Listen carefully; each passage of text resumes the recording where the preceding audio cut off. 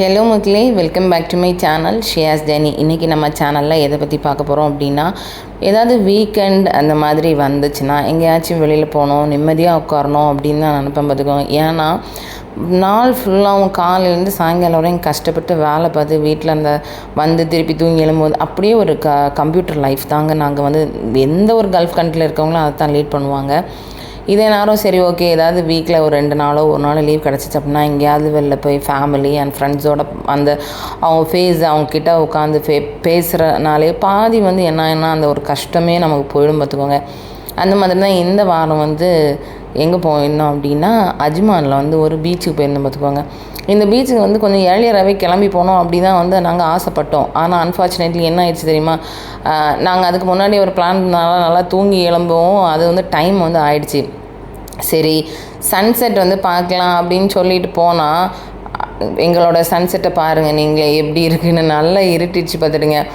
ஆனால் இது வந்து பகலில் நம்ம போயிருந்தோன்னா இந்த எல்லாம் பார்க்குறது ரொம்ப நல்லா இருந்தது. கண்டிப்பாக இந்த வழித்தடத்தை நான் வந்து பகலில் ஒரு நாள் போய் வந்து நான் உங்களுக்காக வந்து வீடியோ போடுறேன். இப்போ நைட்டே இந்த இடத்த பாருங்கள். உண்மையிலே சொல்லணும்னா ஒரு மாதிரி எங்கே போகிறனே தெரியல, ரோடு எங்கே இருக்குதுன்னு தெரியாமல் அந்த அளவுக்கு ஒரு ஹாஃப் ரோடு மாதிரி மெயின்டைன் ஆகிட்டு இருந்தது.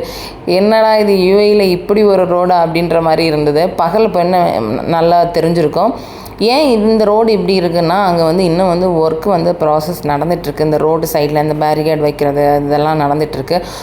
இன்னும் லைட்லாம் வந்து செட் பண்ணல. இந்த பீச் எங்கே போகிறோம் அப்படின்னா, அஜ்மானில் இருக்கிற ஒரு பீச் பார்த்துக்கோங்க, அங்கே தான் போகிறோம். ஆனால் உண்மையிலே சொல்லலாம் ஒரு டிஃப்ரெண்ட்டான எக்ஸ்பீரியன்ஸ். எப்படின்னா ரோட்டுக்கு ரொம்ப பக்கத்துலேயே வந்து பீச் இருந்துச்சு பார்த்துக்கோங்க. உங்களுக்கு இந்த இருட்டில் வந்து எப்படி தெரியுன்றது எனக்கு தெரியலை.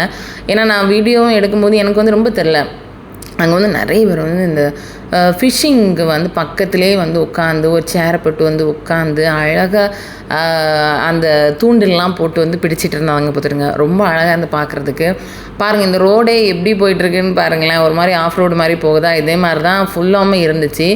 அந்த பக்கம் வந்து வண்டி நிப்பாட்டி விட்ருக்காங்களா, அது பக்கத்தில் தெரியுதா, அது எல்லாமே வந்து கடல் பார்த்துக்கோங்க. ரோட்டுக்கு பக்கத்துலேயே கடல். ரொம்ப என்னடா இப்படி நான் ஒரு இடத்த வந்து யூஏல தான் ஃபஸ்ட் டைம் பார்க்குறேன்.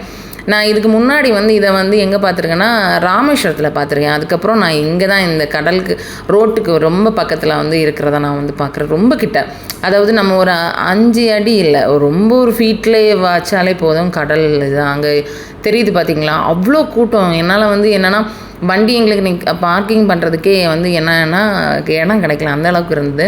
பகலில் கண்டிப்பாக ஒரு நாள் வந்து வின்டர் டைமில் வந்து போய் கண்டிப்பாக நான் உங்களுக்காக இந்த வீடியோ எடுத்து நான் வந்து போடுறேன், சரியா?